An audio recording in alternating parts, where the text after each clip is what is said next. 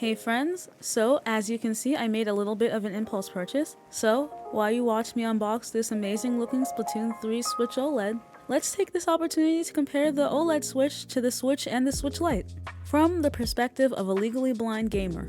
First, the obvious. You would be getting a 7-inch OLED display compared to the 6.5-inch and 5.5-inch LCD displays on the Switch and the Switch Lite.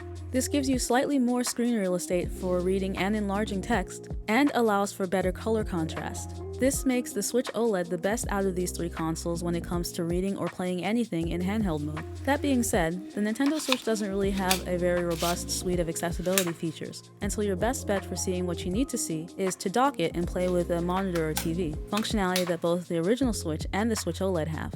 So the real questions that you should be asking are 1. How often am I going to be using the Switch in handheld mode? And 2.